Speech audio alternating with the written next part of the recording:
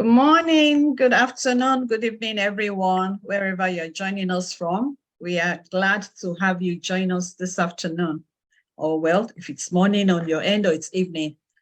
Today we have a very interesting topic to discuss. We're talking about personality types and impostor syndromes, and we're going to be looking at where some personality traits predispose you towards the impostor syndrome. I don't want to let the cat out of the bag yet, but of course, this is what we're going to be talking about. And while we explore the personality types, I want you, hopefully some of you have taken the test, some of the tests. And if you haven't taken, just, go along with us on the ride.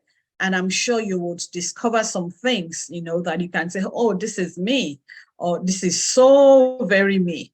And the intention here is that as we look at these things, you will look at the areas where you're strong and, maximize those things, those strengths, and areas where you're weak, you can begin to work on them. You can become, intentionally become a better version of yourself.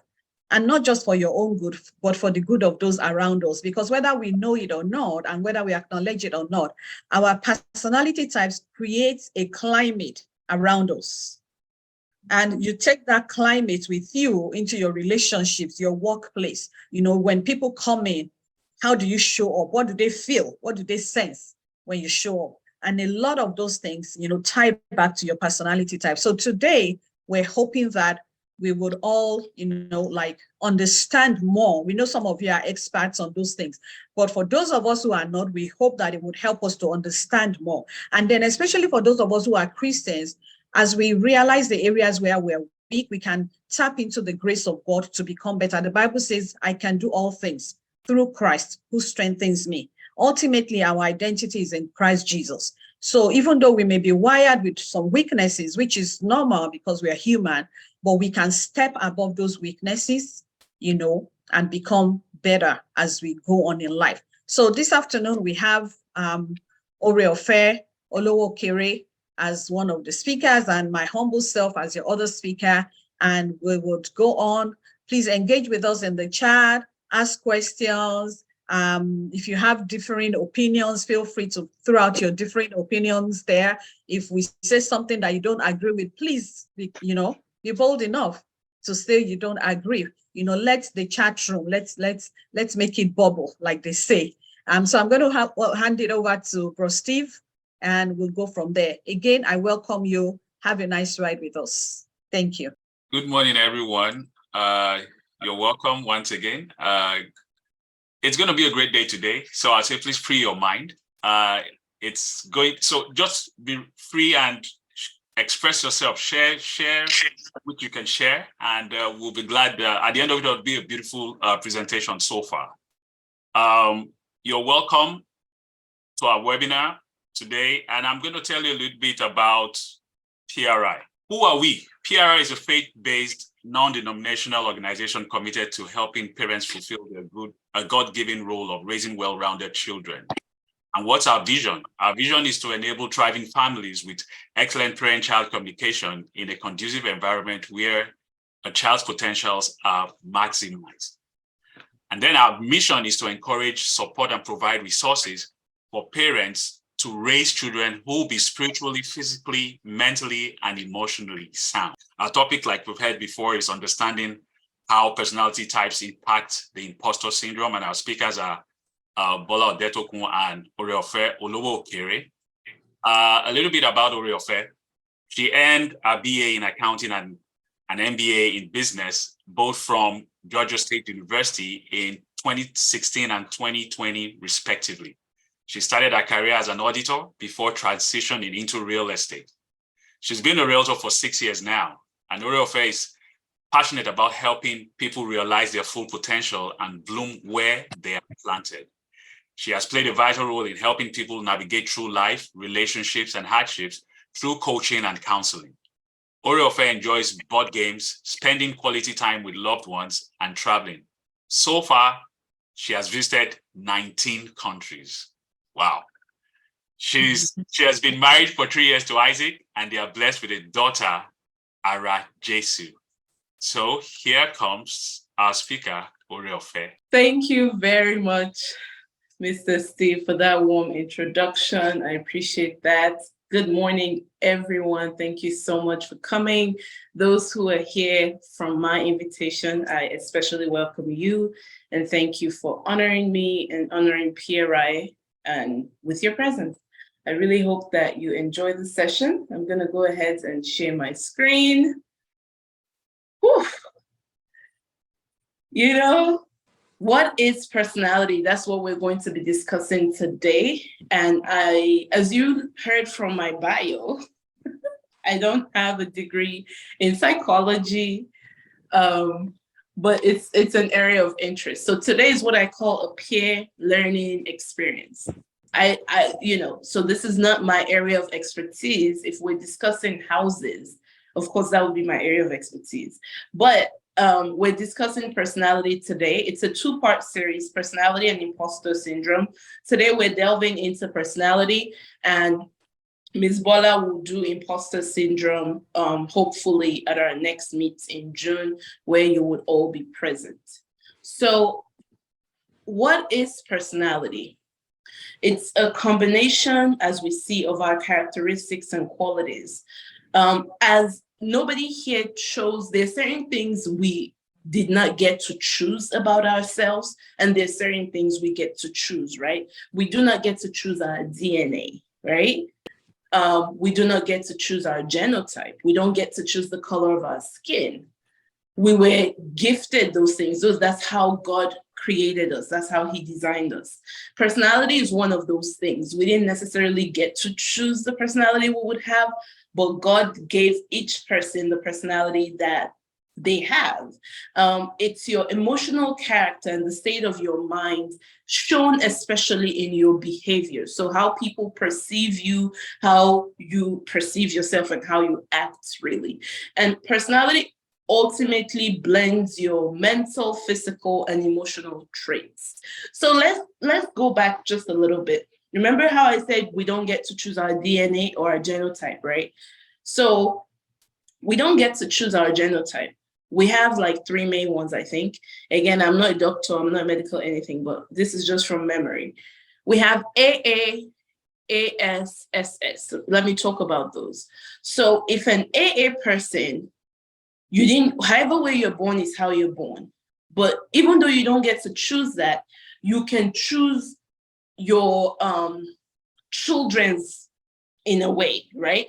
Meaning if I'm AA, I know that I can, have children with someone who is AA, AS, or SS, and they have the ability to have like a variety of genotypes. If I'm AA and I strictly want AA children, what do I have to do? I strictly have to have, an AA partner to give me that. So bringing this back to personality, even though we did not choose it, there are things we can do with it to manage it for ourselves, our future, our family, our friends, our community. Another one is our skin. You don't get to choose your skin. However, when you get your body, you get to maintain it. If you don't put lotion on your skin, you will be ashy, right? So it's small things like that. If you don't comb your hair, it's not going to be combed. It's not going to be tidy. So whatever we have, we still have opportunity to care for it and nurture it to make it whatever we want it to be. Bringing all of this back now with our personalities. We have been given this personality. Some of us love the personalities we have, and some of us are like, I wish I could do X, Y, Z more. There's no need to beat yourself up. There's no purpose in that. Just the whole point of this is understanding your natural predisposition and then learning how to work around it. Okay. And I think for me, I'm okay with questions in the middle of the presentation, I think. So that's what we can do. Let's understand a little bit about the history of personalities. Psychologists picked interest in this around the 1930s, and they've kind of evolved over these 3 fields over time. Initially, the focus was kind of on psychiatry cases. I guess that's naturally and not exciting. It's almost a natural one for psychologists to have wanted to go into. And then he moved on to philosophy, which explores our nature as man, and then psychology, anthropology, and all of that. There are different types of personality tests. Tenny, if you will go ahead and help me put in the chat the 16 personalities test, so that you all are able to, I guess, click on it and save it or something. It's a free test. It takes not even 5 minutes to complete. It's quite quick. And it helps you. That's a good starting point to see what your personality is. Ideally, it would have been best for you to take it before the presentation, so you kind of work with that. But just stick with me and it would all make sense. So they have different types of personality tests. I even had a bit of a hard time streamlining what I wanted to speak about for this presentation. But we'll talk about these 3 different types of tests. These are the broad spectrums of the tests. We have emotional intelligence, DISC assessment, and Myers-Briggs. Emotional intelligence, a lot of times we emphasize things like our success on being book smart. There is a place for being book smart. There is a place for having all A's in school. Absolutely, absolutely. And it's a good thing. However, research has shown that about 90% of a person's success is attributed to their emotional intelligence versus their IQ. Of course, you need a blend of both. But okay, if you get a smart person, like the smartest person in the world, and that person comes to you and the person is like, just disrespectful, regardless of their smartness, are you going to be receptive to their message? Let me see some chats. Yes, no, yes, maybe.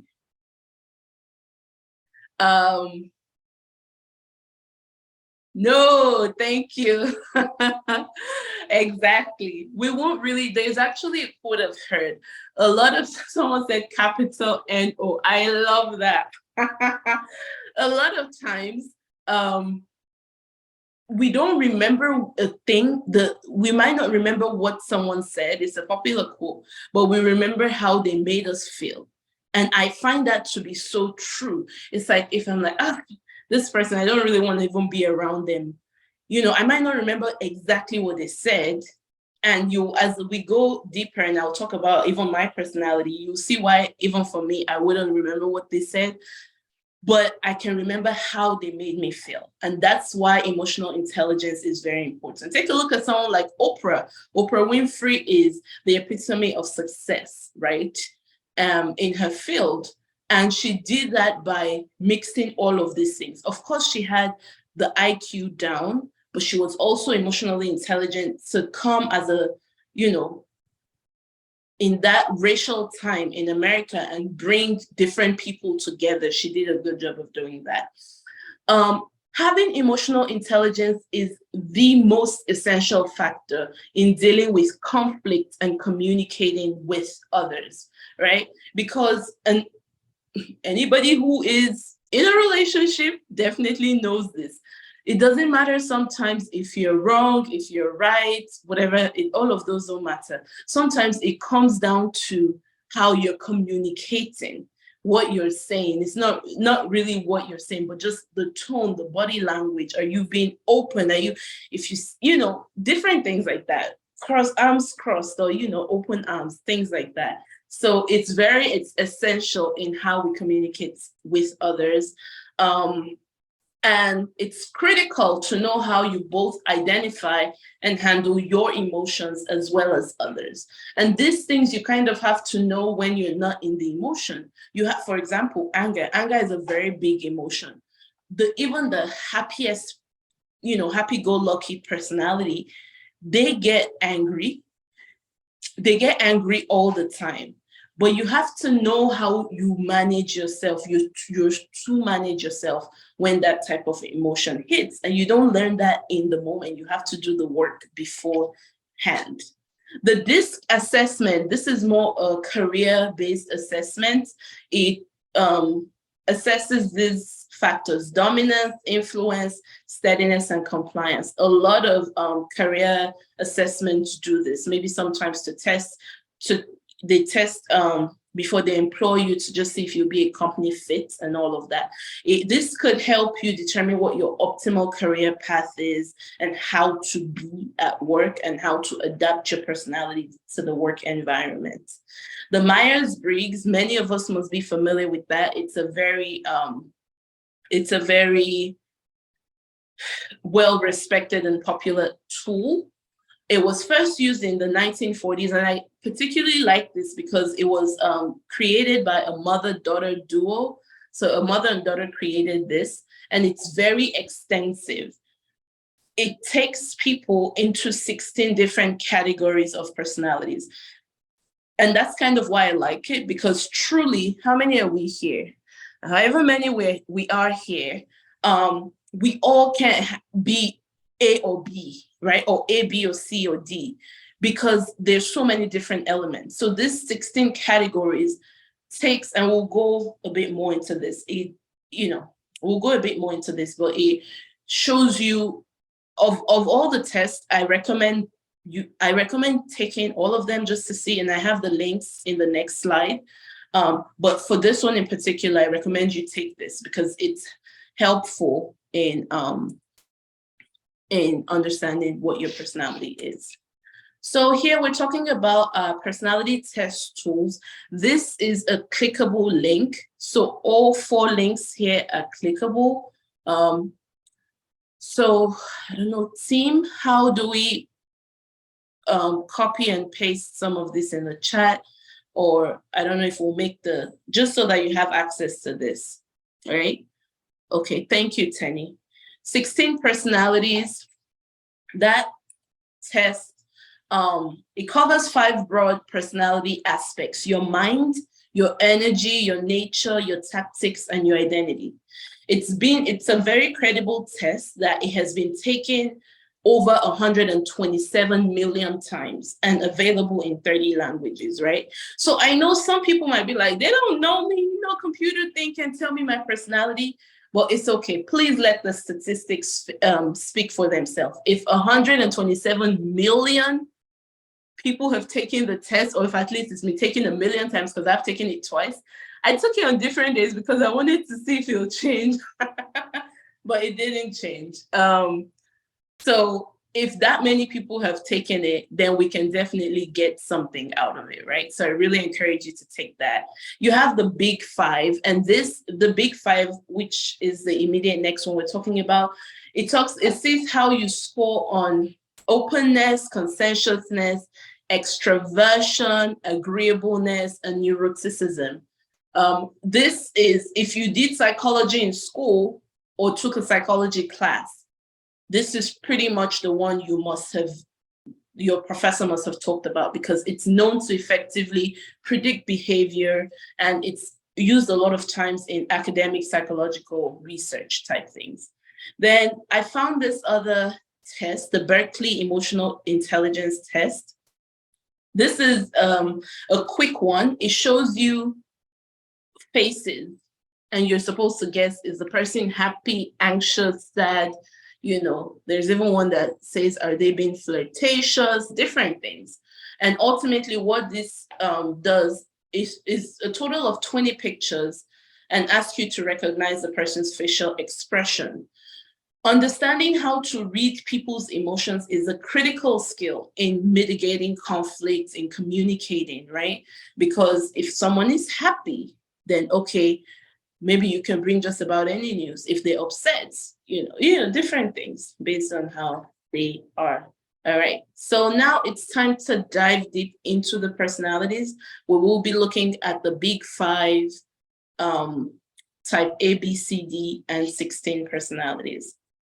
All right, so the big 5, KNO is one of the abbreviations for it, as we mentioned earlier. And I know this slide doesn't really explain too much, so we're gonna go on to the next slide. Now, let's start on the left side. If you're using your phone, sorry, because I know it's quite a bit of information to see properly on your phone. but I'll explain it. So you should be fine just listening. So like we said, the traits in this personality type are openness, conscientiousness, extroversion, agreeableness, neuroticism. And the test ultimately tells you where you fall on each trait.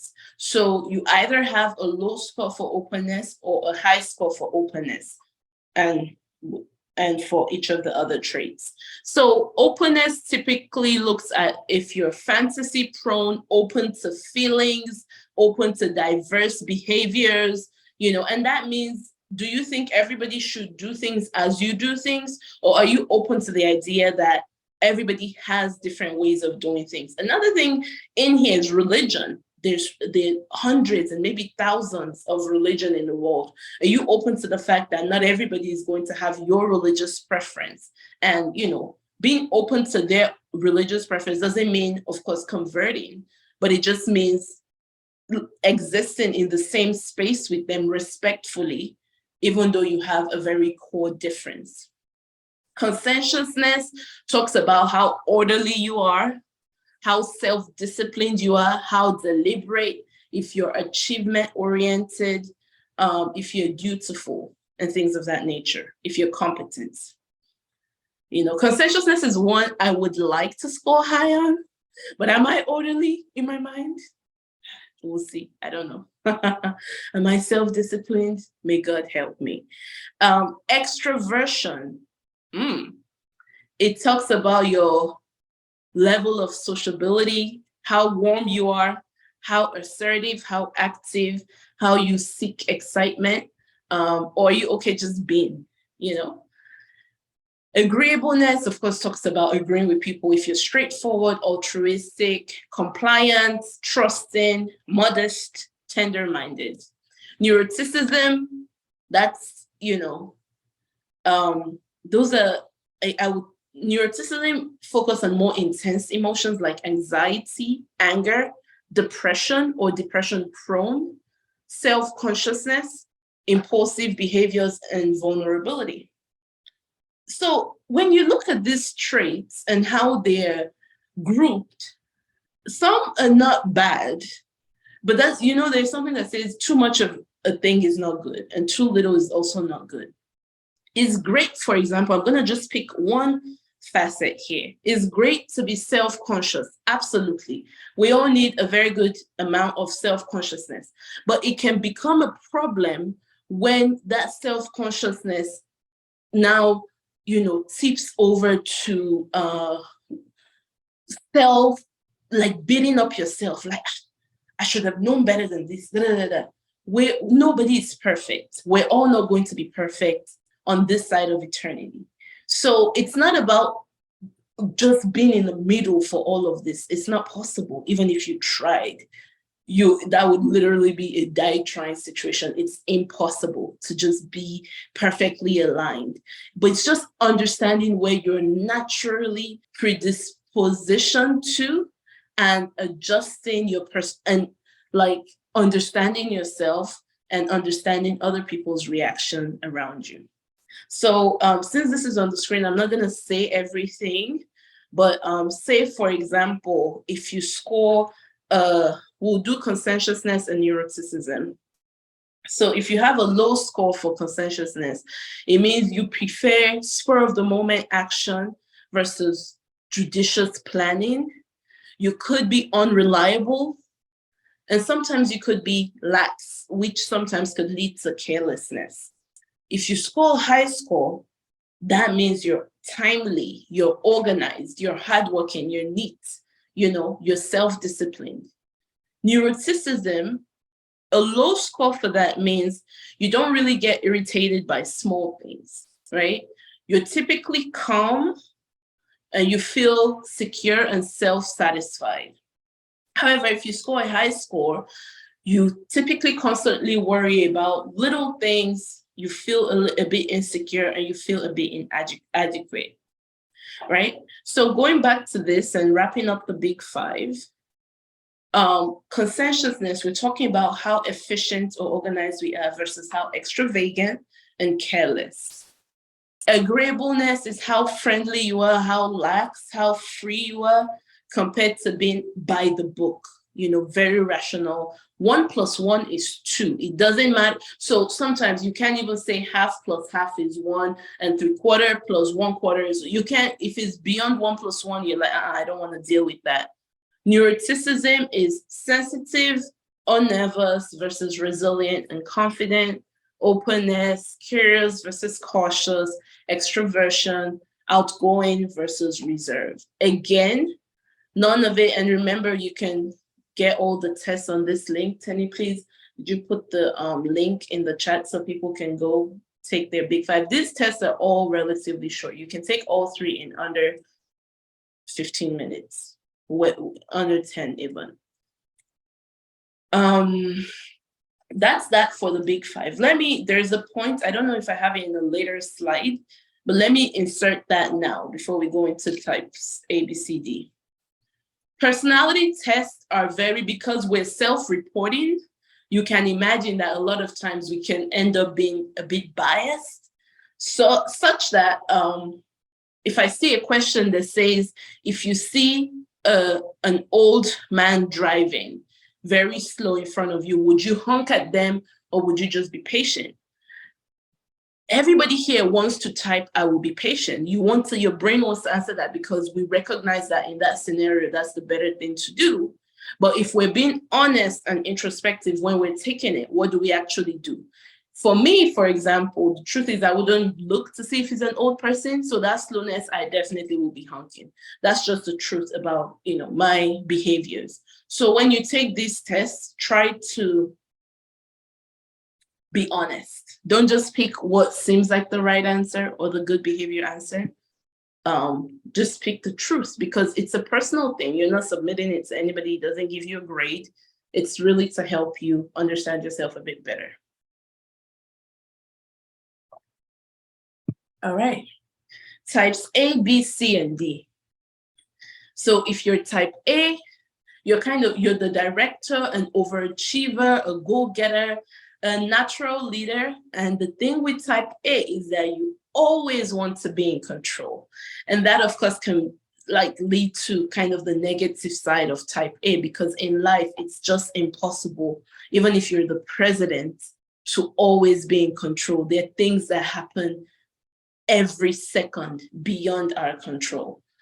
So that's type A. For type B, this is a socializer or peacemaker. They're typically outgoing, who love to be around people in positive situations, but they can also verge on being a bit needy, right? Because they don't really like to be by themselves. Type C's are our thinkers or analysts. They use logic and rationality to make sense of the world and can become overwhelmed when they're not in control. So interestingly, type A and type C, they kind of are cousins. Type B and type D are also cousins. I would say maybe each one below, like type C is a watered down version of type A. Type D is a watered down version, if I can use that language, of type B in a way. So type D is the supporter or the philosopher. They're in touch with their emotions, and sometimes they have difficulty feeling optimistic. They're sensitive and enigmatic. They experience joy and happiness more intensely than others, but can become more easily anxious and depressed. PRI turned 10 last year, and we had a fantastic event. I keep saying we because I am a volunteer. I'm a member of PRI, and I love it. I'll even talk more about that later. And in that event, we had a guest speaker, Dr. Chinwe. I can't remember her last name. And she came in and spoke about mental health. She's a psychologist actively in the field of mental health. And she was talking about how it's such an epidemic right now, mental health, as we all know, around the world.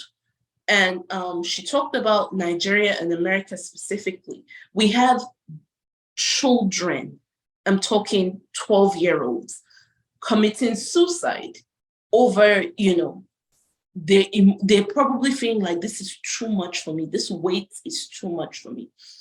So this is when we take a step back, how do we mitigate those type of issues? This is kind of what we're talking about. Getting, as parents, as caregivers, we get to the root of these issues by understanding our children's personality, understanding our personalities, and how to parent your child. Each of your children have different personalities. Anybody here who has twins, your twins have different personalities. So you can't actually parent child A in the exact way that you parent child B. Take, for example, spare the rod and spoil the child, right? Some parents discipline their children by spanking. There's some children that spanking has zero effect on them, other than the physical pain. It doesn't change their behavior, right? And there's some children, if they just see the cane alone, they've repented. And it's true repentance. I'm so sorry, mommy. I'm so sorry, daddy. And there's some children, you say, go stand in the corner. Imagine now understanding these personalities. Imagine telling a very introverted child, go stand in the corner. In their mind, they're like, thank God. Do you see? That's not really the appropriate discipline for them, because they actually enjoy that solitude. Now, someone like me, if you tell me go stand in the corner, I will cry, because I don't want that solitude. I need people. I need talking. I can talk if I'm sick. Sometimes when I can talk, I can talk. I don't sleep talk, but when I'm awake, once I open my eyes, I can talk till I close my eyes at night, right? So if you punish me by saying go be in the corner or something, it will pain me and it would potentially work in disciplining me. Well, my husband on the other side, he's more on the likes his space time. If you tell him go stand in the corner, I'm sure he'll be like, thank God. And go be with his thoughts and all of that.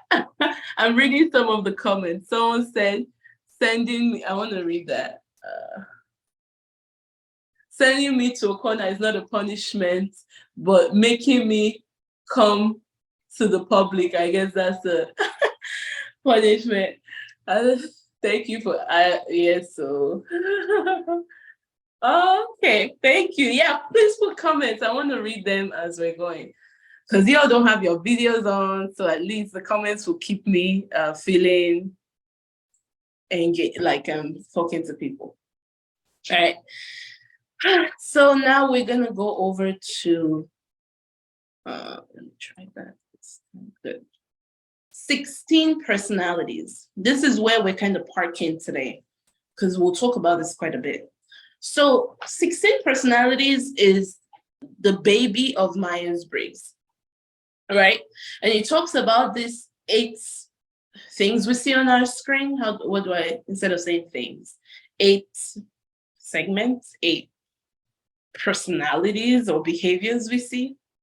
And your results will be like INTP, so it takes different, so E or I, you're either extroverted or introverted. N or S, you're either intuitive or you're a sensor, thinker, feeler, judger, or perceiver. And then the 16 personalities test, Tenny, again, can you please put that in the chat? Then gives you, I really like it because it's quick, and then it gives you a pretty detailed report, and it's free. It gives you what your results is, and it explores your type. It gives you an introduction. It talks about your strengths and weaknesses. It talks about your romantic relationships, your friendships, parenthood, career path, workplace habits, and gives you a conclusion. So it goes in. It's a great tool for, even if in your families, if you guys all love each other, take it. If you guys are having conflict, take it. It is an important tool in understanding ourselves, the people around us, and in helping us just accommodate everyone. So 16 personality breaks people into explorers, sentinels, diplomats, and analysts. So we go back to the explorers. Under explorers, you have four types, as we see here. So you're either an entertainer, and then the A and T means, can someone please check and let me know in the chat? Thank you. So, but what this says is kind of your personality as a whole, and this is a good summary for each person. So when we go through this, just try to keep them in mind. There's 16. We're not going to go that deep into it because we just simply cannot. But I would like you guys to take a guess in the chat which one I am, and I'll talk more about that. Also, if you have completed these 16 personalities, please, I need you to, unmute and speak. I'll ask you some questions. We'll just discuss about, what your results were, what that has exposed you to in your life and all of that. And if you took it with a partner and you all have talked about that, we really want to have those type of conversations here today. So here, I'll just talk about the virtuoso, bold and practical experimenters, and masters of all kinds of tools. That's kind of where, so, now we see a lot of DIYers. Being that I'm a realtor, I don't know if it's connected, but I love watching, there's a group of women that I love watching on Instagram.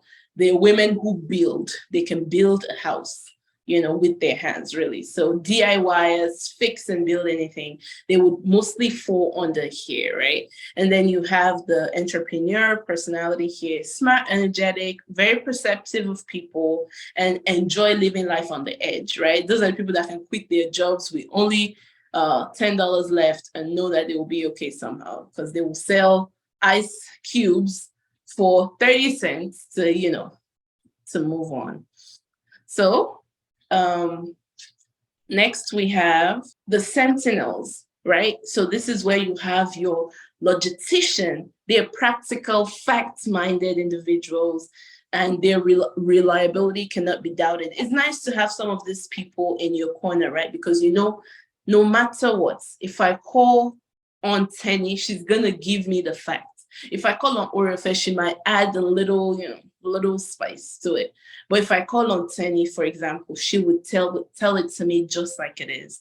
And then you have the executive, excellent administrators, unsurpassed at managing things or people. We have the diplomats, and then here we have the advocate. They're kind of quiet and mystical, very inspiring and tireless idealists. We have the campaigner here, enthusiastic, creative, sociable. They can always find a reason to smile, right? We have the analyst here. So here we have the commander. They're bold, imaginative, strong-willed leaders, always finding a way or making a way. And we have the debater, smart and curious thinkers who cannot resist an intellectual challenge, right? So now we've kind of gone through the different types. It is because it's just a lot, it's not possible to go into the strengths and weaknesses of these 16 types. But I really encourage you to take the test. But now back to the chat and back to the interactiveness, even from, if you don't know me before, from my presentation style so far, which of these would you think I fall under? Let me give you an expo. I am in the explorers group. So just based on what we've learned in kind of reading people and all of that, which do you think I am? You can just put the bold yellow word. So either virtuoso, adventurer, entrepreneur, or entertainer. Okay, I see someone say, I might be an entrepreneur. I see someone say an entertainer, another one, and entrepreneur, another one. Cool. So it's kind of 50-50. I am actually, and y'all are kind of almost correct, almost both right. Okay, great. Thank you. A and T is assertive and T is turbulent. So you see that each personality type has the assertive side of it and the turbulent side of it. I can't go too much into that, but when you take the test, I promise you, you will have it. Well, those who said entertainer have it. My personality type based on the test is ESFP, and I'm on the assertive side of that, right? So let me talk a little bit about that test. For me, I would have thought I was 100% extroverted, but it actually told me I'm 93% extroverted. So I'm actually 7% introverted. So maybe that go to the corner, I will be 7% okay with it. Intuitive and observant, I'm on the observant side at 57%. I operate more with feeling versus thinking, 64% feeling, 36% thinking. And these numbers would make sense to you more if you take the test. So going into it a bit, it talks about, I'm gonna just go on parenthood. Let me start with strengths and weaknesses, right? Some of the strengths, I'm not gonna read everything, just the bullet points. Bold, original, aesthetics and showmanship, practical, observant, excellent people skill. Some of the weaknesses are sensitive, conflict averse, easily bored, poor long-term planners, unfocused. Okay? So in understanding this, right? Of course, the positives are positive. You're like, yeah.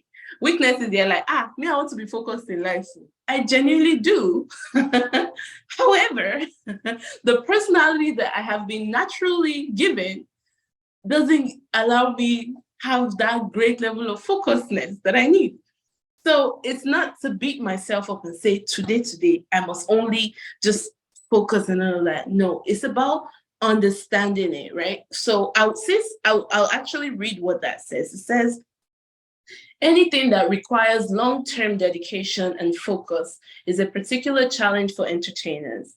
In academics, dense, unchanging subjects like classic literature are much more difficult than dynamic subjects like psychology.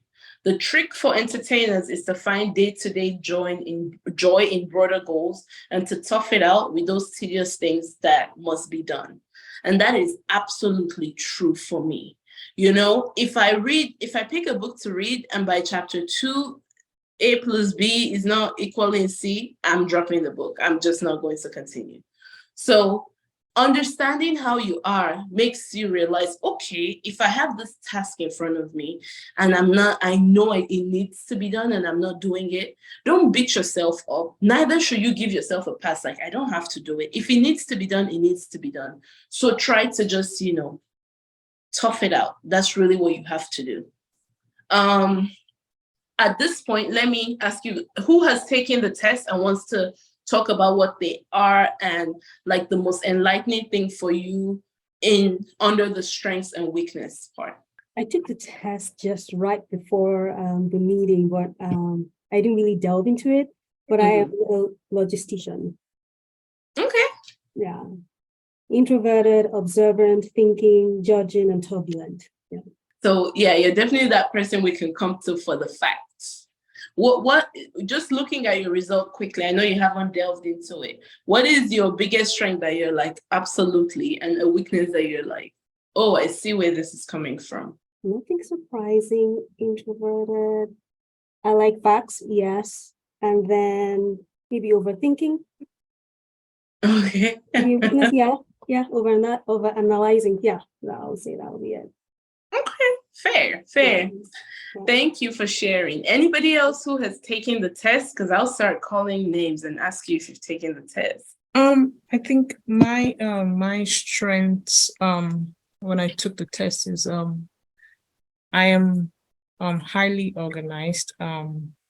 However, I could also be thrown off balance when it comes to not following a particular routine. When it comes to like things that are not structured or scheduled for me, I could be thrown off balance. But but in terms of strength, it's being highly organized and trying to assist or lend a helping hand to people, especially when they need my assistance. Very nice. Thank you for sharing. Under this test, something that I like, since this is parenting resources and initiatives, it talks about parenthood, right? So and I'm gonna read what it says about my personality type, just the first paragraph. Entertainers are some of the most relaxed, fun-loving parents out there. Playing with children is a genuine pleasure for them, and people with the entertainer personality type constantly devise new and exciting ways to enjoy their time with their children. From the first moment they hold their babies, entertainers are taken with the joy and wonder that their children experience in everything around them and share and encourage it as much as possible, right? And then he talks about how we're also wild and free, how discipline is not necessarily the strongest suit, and things of that nature. So what this does as a parent, seeing this type of thing, especially for my newer parents on here, for those with adult children, it's slightly different because once you have adult children like 18 and older-ish, or is there a real age for when adulthood starts? I don't know. But once you have adult children who have left the house, a bunch of that parenting style, or you're not able, it has changed. They're now adults. The same way, if you're 50 here, your parents can't really parent you anymore. It's now relational. It's the same thing. So if you have older children, don't beat yourself up if you read this and you're like, I can see what my child complained about it. No, it's not like that. It's just understanding. And if you feel like it was especially bad, or if you feel like there's something to talk about, it will be worthwhile to, have a conversation with them that, hey, knowledge is power. I've just understood these things and I want to talk about this. So when I did XYZ to you as a parent, it was actually that's my natural predisposition, but I understand that maybe you are a different personality and that would have been tough. Sorry for not really sorry. It's not really an apology, but just having a conversation about that difference. And then for parents who are up and coming now, where your children, a 5-year-old won't even really understand how to take the test, much less my 10-month-old, right? So I don't know my child's personality yet, but knowing my style will just help me understand, and knowing that there's a different style. Like, for example, my husband and I were most likely on opposite spectrums of the quadrants, or or opposite ends of the spectrum. So understanding that we have different styles, you can bring strengths from that. So if my personality style is not as good with discipline, maybe his personality style can be the stronger hand in discipline. Just make sense of it that way and understand your children. If you have children that are like maybe between 5 and 10, you can kind of take this test with them and help them understand what they're taking and understand their personality type. This is like a cheat code for excellent parenting because you get to understand how their mind functions. And it really wouldn't be a surprise to you because you know that that's how your child is. But reading it will really help, right? Because you're like, oh, I see. So when I say, say for example, as an entertainer and someone who doesn't really care about facts and fine details, if I'm just like, oh, Arajesu, go and count those. I have about 7 bags of rice. And maybe she goes and she counts and she comes back and she's like, Mom, you actually have 11. In my mind, it would be like, But to her, that might be an issue. So it's about understanding those differences and seeing how to, just make it cohesive. So anybody else has anything to share on the personalities, the test? Have you taken any? What are your thoughts? I would like to welcome that now. I took it. Mine was protagonist. So where did that fall under? Protagonist is what it falls under. And my code is ENFJA. So meaning and protagonist, okay, that's under diplomat, yes. So extroverted, intuitive, a lot of feeling, judging. So yeah, that was mine. Okay, and so this is actually even assertive. Yes. Just from this 3-line summary on the screen, that's true. You are a charismatic and inspiring leader. In PRI, he's just able to make things come together in a way that includes everybody, all the different personalities types. So I can really attest to this. So that's pretty nice. Thank you for sharing, Mr. Steve. Anybody else? Yes, please. Can I ask Mr. Steve what birthday month is Mr. Steve? Because research has actually proven that sometimes, this also might be attributed to the months of your birthday. I have not really. I did some. This was far back, and the month of your people that are born from in certain months. So I just wanted to ask Mr. Steve what month. I don't want to date the month of his birthday if that works. I'm just trying to see, the correlation, Okay, September is my birth month. Okay. So, all right. Thank you, sir. Thank you, sir. Okay, so see, thank you for that question. So since we're here, and I'm going to have you take this test on your own, but just to kind of do something fun with us here, what do we think this facial, and this is the Berkeley Emotional Intelligence Test that Tenny has put in the chat, I'm sure. Yeah. So what do we think this facial expression is? Just, you can either unmute and say, or just type it real quick. And let's see if we're correct. Someone said surprised. Someone said embarrassment. So I've seen surprise, I've seen embarrassment. Sorry, those who are muted, say it again. Surprise. Okay, I've heard surprise, so I'll click that. Someone else said embarrassment. So there and now, do you see we have different responses, meaning it's different things. And actually, based on this, both surprise, both embarrassment was incorrect for this emotion. And it's looking at the structure of your face. Of course, this is not 100% accurate. We all don't reflect emotions the same way on our face, but this is an in general thing. This was actually fear. Let me think. If I'm afraid, what will I do? Be like, yeah. Okay. Oh, is that? I don't know. But this was actually fear, right? So, this one, what do we think? Politeness, happiness, interest, flirtatiousness. Someone says happiness. I'll just go with that first answer.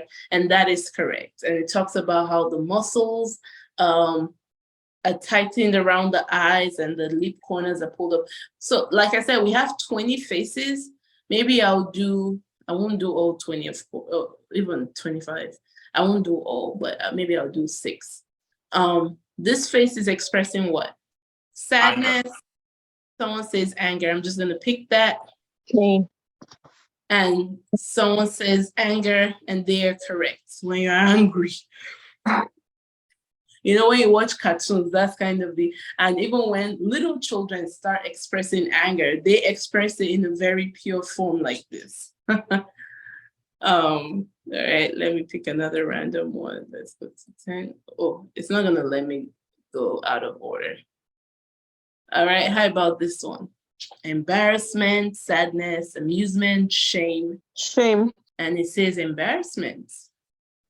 Moves head down to, if I'm embarrassed, let me think. I just want the ground to open, which kind of one? I don't even know.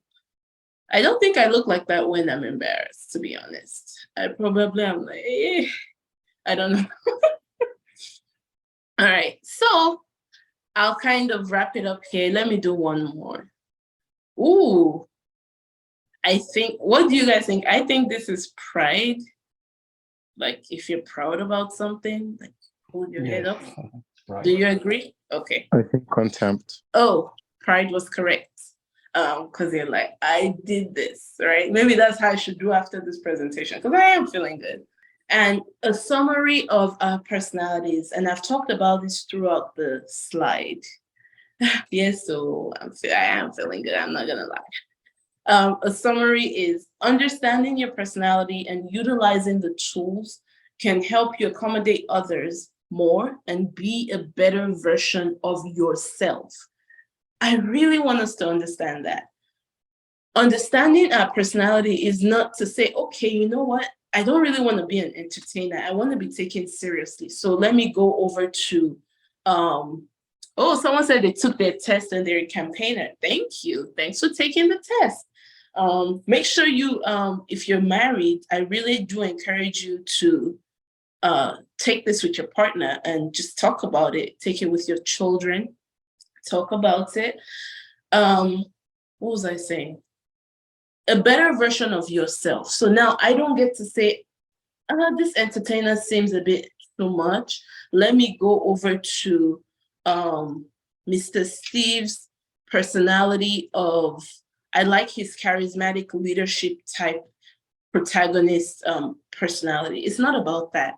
It's about owning your space. So if you are a commander, own that, own your space, be thankful for your strengths, and be aware of your weaknesses. You cannot eliminate all of your weaknesses. It's impossible. So don't try to eliminate it. But you take these things, you take these natural predispositions, and you better understand yourself, better understand other people's perception of you, right? And ultimately create a better version of you, because this personality you have, that is God's design for your life. That's how He has made you to be. He did not make a mistake. Everybody is as He wills and as He desires. So please don't beat yourself up if there's an aspect or two about your personality that you do not like.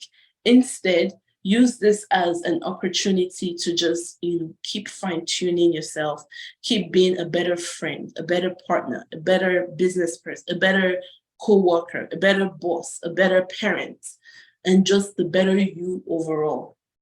God bless you as you navigate your lives and understand your personalities. We look forward to having you all back next month. We meet monthly. We look forward to having you next month, where we delve into part 2 of this presentation, which will talk about impostor syndrome. And now we end and stop the share and look at the chats. Thank you so much for your notes. I appreciate it so much. God bless you. Fanny has posted all personalities, the Big 5, 16 personalities, and the Berkeley emotional intelligence one. The Berkeley one, I think, is kind of a fun one. It's one I wouldn't, the facial expression one. You can do it with your kids. Yeah. So I thank you for coming. Thank you. God bless you. Well, thank you, everyone. We've gotten to the point where you can ask questions or make comments and, have some contributions if you want. So at this point, any questions? Gloria, it's so good to see you here. Do you have a question or a contribution? Good afternoon. I don't have a question, but I did take your test and I haven't had a chance to look for it in detail, but it was very insightful, and I look forward to it next time when we do talk about imposter syndrome, because I think it can definitely be useful in my everyday life and like career-wise, and how I deal with relationships and conflicts. Thank you so much. Can I ask a question, please? Please go ahead. Thank you very much. This is very wonderful. I'm blessed to be a part of this. I've enjoyed everything I've listened to. I just wonder, talking about the fact that we don't choose to be who we are primarily, we are who God has made us to be, and we are all to work on the type of who we are to make the best of who we are. How do we then explain those who are tired of who are sick of the sex they're born to be, and so want to choose to be another sex? And we're talking of parenting, and we know that this is getting more rampant with the younger people. So how do I protect my child to make sure that she doesn't get the sickness into the head. Gender identity issues, as someone said. Thanks for that question. That's not really a personality question, I think, but that's okay. Safe space to ask the question, and we'll do as much justice as we can to the question. The best thing any parent can do is education, and so it's more like communication. Communication is both ways. Whereas there's another form, which is just giving instructions. Hey, you don't do this. Hey, you don't do that. That style may not really work, because when they're faced with those other decisions, in their head, it's just, oh, my mom said don't do this, but I actually don't know the why behind it. So now as a Christian, being that that's where that's from, because that's a really, even Islam doesn't really agree with that. So in those two religions, for example, educate them, let them know God has made you as you are, and we believe it's man and woman. But in the world we're in, you're going to see woman and woman, you're going to see man and man. They're going to be in the class, especially if they're in the Western world. Any of our children right now, on average, is going to have a child in their class who has two moms or two dads. Like, because it's just very common right now. There is almost no secular TV show or even cartoon that does not have that type of propaganda one way or the other. Even like children shows show daddy and daddy. So you just have to keep communicating with the child and leave the lines open, teach them what the Bible has said, and pray for them to be saved. Because if they have that relationship on their own, that's what's going to carry them through life, not their parents' relationship with God. That's only going to take them so far. But once their brain starts bringing questions for themselves, then they're going to start questioning these things. So train up a child in the way they should grow. Give them all the tools they need. Don't act like their instructor. Just keep the communication lines open, so that if your daughter comes home today and say something kind of off, like, oh, Emily is very, that makes you see that it's tending somewhere, you can have a respectful conversation to kind of turn the steering. And that's open for anybody else to jump into. If I may jump into that. Good evening or good afternoon. My name is Kemi Akindele. I'll be at Florence on the screen. Dr. Kemi, happy to see you here. I'm so happy to be here. I am. I made it a point of duty. I said today I must not miss this. Amen. What I can say briefly about that is I teach teenagers or younger children about what is natural and what is normal, without being judgmental.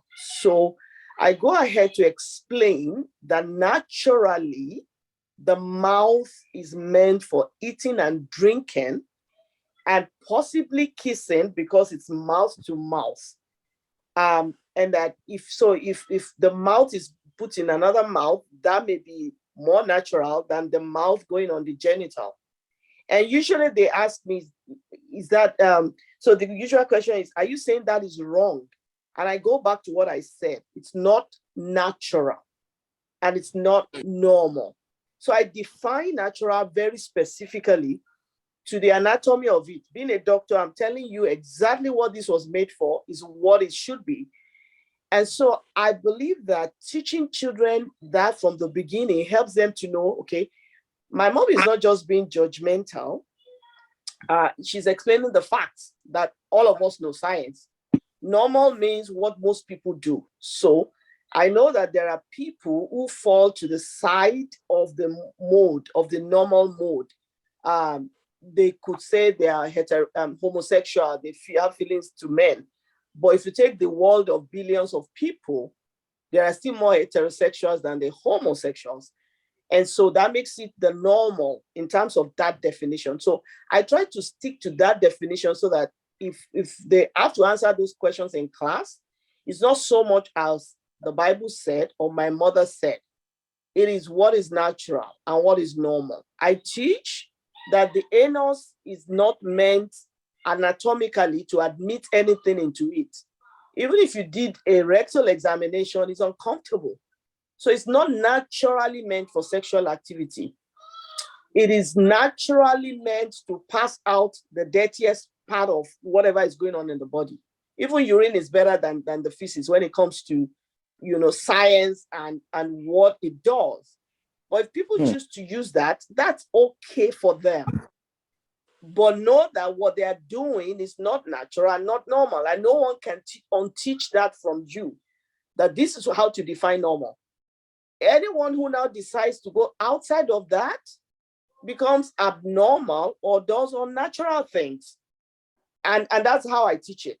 And I think, in essence, what I also do is I encourage mothers, parents, not just mothers, to talk to their children while they're giving them a bath. So your child is a baby, you're talking and they're growing up, they become 1 year or 2 year old. This is your penis. Call it the name that they will call it in class. This is the vagina. Anyone touching this should be reported to your mom or your dad. That's not nice. This is private part for you. When you grow up, you decide what you want to do with this. And you would decide to go with natural or normal. Is what we expect, because even the whole world is going natural now. We've tried all the synthetic stuffs and it's not working. You always go back to what something was made originally for. So that's my own way of handling it and doing it as soon as possible, so that I'm not unteaching what has already been taught in school. And I know they teach sexuality even before age 8 now in schools. They are already teaching that. So I say, teach your children while you are still the one giving them a bath, so that by the time they grow up to have a bath for themselves, they know every crease and crease and what's normal and what's not natural. Thank you so much. I appreciate that. We've had a hand up for a while, Yes, Miss. Sister Grace. Yes, please. Yeah, hello, good afternoon, everybody. I'm so glad that you came up, even if it's outside what we're talking about today. However, from what Dr. Kemi said, I just wanted to add as well that even though we start teaching them, when they were babies, we just got to keep the teaching. We got to keep on teaching them as they grow into, adolescents or teenagers and stuff, because unfortunately, the world is crazy today. It's crazier than it used to be.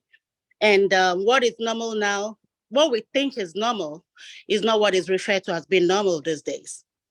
And for parents, we really need to be very, very involved in our kids' life, children's life, and also in the school system generally, because now, like where we have in Maryland right now, we had a protest just a few days ago here. And now what they're saying is for 11 years old, 11 year older, now you can actually change your gender and pronoun without the consent of the parent. And I'm not sure if we are aware that in 2 states in United States, Washington and one other state, if your child says they want to be a trans, they can actually pick them up, they put them in a house and have the surgery done for them without your consent. So aside of us teaching them, we really need to keep teaching them.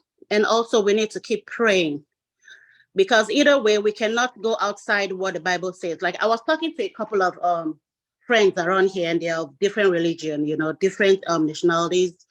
One was Buddhist, Indian, Muslim. We're all talking, and they were just saying, this is not just right.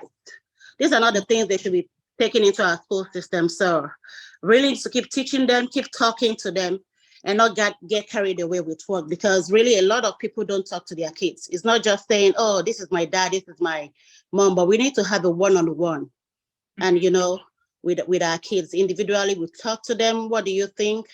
And let them speak, because if you don't talk to your kids, trust me, you might call yourself a Christian, but at some point your kids might be swaying that way, because even in Nigeria today, there's a lot of this stuff going on today. A lot of kids. I had like one of my friends' older sis in Nigeria. The daughter is dating a girl, and I think it's because they didn't really pay attention from when she was a little bit, maybe like 10, 11, 12. So we need to really pay attention to them, teach them, make them understand why it's man man to woman, why, creation came into place and what is right, and also keep praying to them. And we are teaching them, make them realize what's in the Bible, make them realize, because today now they are kind of like flipping everything. There was a 10-year-old at a protest. She I think she was trans. Her mom was there and her grandmother was there, and they were actually supporting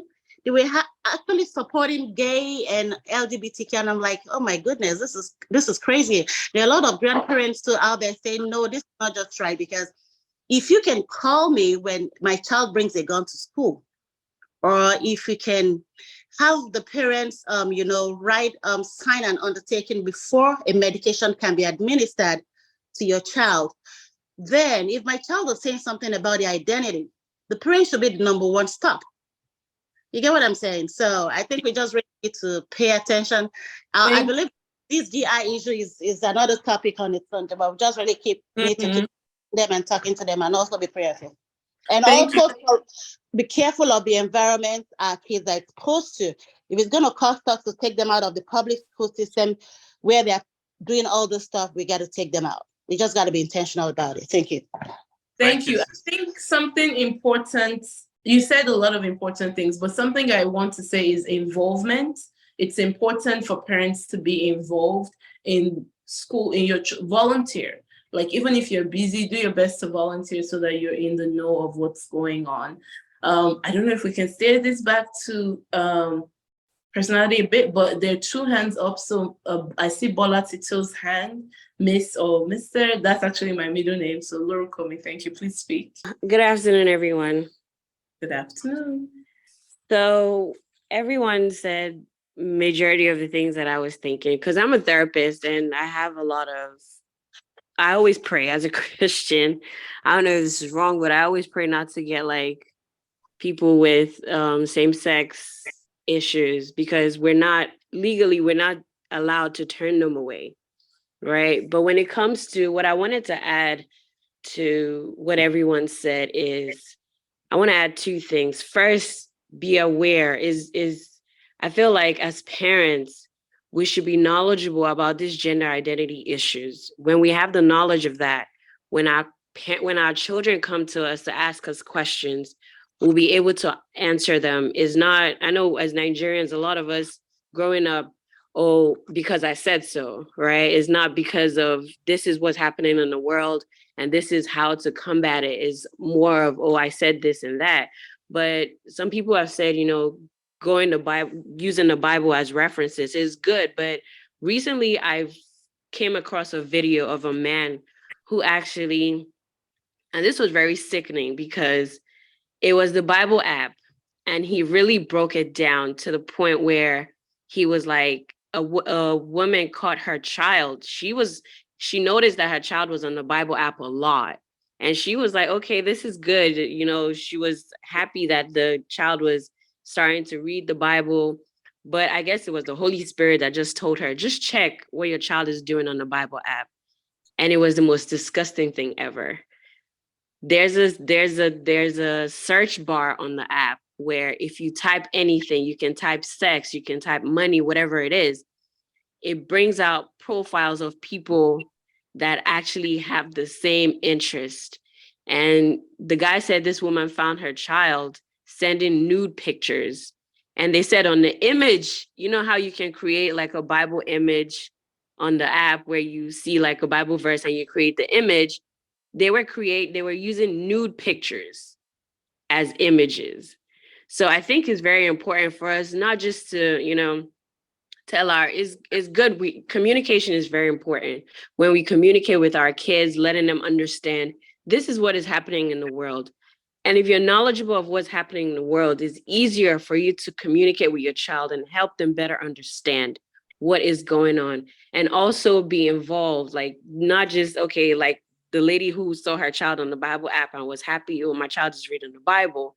Let's also be aware, be conscious of what our kids are doing, because there's a lot of disguises now everywhere, even on our phones. Like I've heard different things where people are disguising messages on a calculator app or, things like that.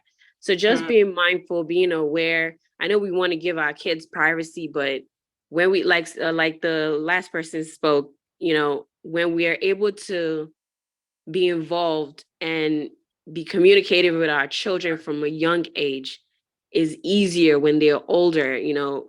Also, we have to be aware of peer pressure when we teach our children not to be influenced by peer pressure, because a lot of the kids that I've seen who are, you know, they have sexual gender identity issues or sexual identity issues is a lot of it stems from like peer pressure.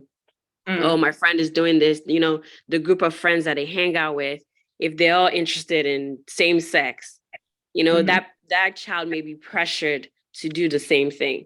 So it's important to teach our children about peer pressure and how not to succumb to it, how to have their own self-identity. That's important. We're talking about gender identity, but when our children are able to develop their own sense of self-identity, it helps them to be able to combat certain issues, certain, you know, economical or environmental issues, because they know what their sense of self is. Absolutely. That's what I just want to say. Thank you so much for sharing. And, you know, bringing even this still connects, because understanding your child's personality will let you know, are they more prone to peer pressure and things of that nature. So thank you for that. We have Mr. Gid, who has thank you, doctor, and everybody that's spoken, on our therapist and Ms. Beaming from Maryland, because, you know, one of my colleagues actually brought it to my attention, and there are bigger agendas that are about to happen right now. The goal is that they said 6 in DC. I know some things that are about to happen right now that is being pushed through the legislation right now, that even at the age of 6 right now, they are going to be teaching the children about, if you want to change your 6-year-old, if you want to change to a male, there is a name they call them now. There is a query. You know, there are different names right now that are coming out. That is a code name that if you are not enlightened, if you are not doing your own research as a parent, they are speaking in code. And that if they feel like, you know, they are like, oh, I want to be a male, I want to be a female, you're not going to even have, they are talking about 10-year-old. Actually, I was still 6 years in DC right now. At the age of 6, they can pick them up and they can remove them from their parent. So one of those things, you know, I just want to encourage us with young upcoming, you know, that are getting there, especially if you're in North America, you know, we need to communicate more with our children. It's important right now. It's not about daddy, oh, this is Nigerian behavior. No, it's no longer that anymore. It's sitting down. Are we having the early morning time? Are you talking with them with love? Are you asking them questions? Is there any question you want to ask me? Are you seeing anybody? Even as your child, who are your friends in school? It is important as of right now. The family time, please, parents. You know, when I had that thing last week, I was shaking on my seat, and I'm like, what is going on? What is about to happen? So, but the need for the family, for us to begin to spend time with our children, asking them questions like, this is weekend, you know, even if you're going out on an acting, ask your child, don't be over Bible, no. Ask them the real life question, and I know that God will help us. Thank you, everybody. Amen. Thank you so much. I think this would be the concluding thoughts on this, and then we'll wrap up. Dr. Kemi. Thank you so much. I just want to emphasize something that all of us have said, which is we have to be intentional. And I'll just give the example of my 2 children. They said they are not sending their children to school. And this was one of the reasons, that there's no way. So sometimes you have to take children out of toxic situation and you suffer for it, but then that's what it takes. Both of them decided, I didn't talk to them about it, and they want to homeschool. And now I find there is a growing community of Christians who are homeschooling just because they don't want exposure to those things, so that they are forming their own communities. So there are many creative ways to think around this, and God will give us grace. Amen. Amen. Thank you so much. Thank you, everybody, for your contributions. One thing to remember, no, there's only so much we can do. Again, remember one of the personality types we talked about would like to control everything, but it's impossible to. as parents, we want our children to be the best version of what we think, of what even sometimes we know. We want them to be high-performing heterosexual people. Despite all your great efforts, despite homeschooling, despite communication, God forbid, sometimes it could still happen that that child is not what you desire. And in that case, that is still your child. It is still your responsibility to love and parent them and not to make them feel less than. So that's where I'm going to park, and I'll hand over the microphone to Ms. Bola to wrap up the meeting. So I wanted to quickly respond to Dr. Akindele, and I totally agree. You have to do what works for your family. But I also know that not everyone has the capacity or the means to be able to homeschool their child. It's a very, very demanding process. It's very time consuming. And sometimes maybe because of income and things like that, you're not able to do it. In the ideal situation, if you're able to do it, go for it, because you want to limit the exposure. But then we also remember that we're living in this world. Those kids will still live in this world. So if you're not able to homeschool because of your extenuating circumstances, please don't feel like the battle is lost. It comes back to you being intentional about being the best that you can be in your circumstance and situation. Build a network of support for yourself. If you are familiar with PRI, we always stress that. Build a community of support. Mitigate. It's like risk and mitigation. You quantify the risk, you identify the risk, you quantify it, you assess it. And how do I mitigate it? You mitigate it by making sure that your family altar is strong. You mitigate it by making sure you teach your children the word of God. Don't leave the Bible teaching to your child's Sunday school teacher. Teach your children at home, and of course reflect it, model the word of God to your children.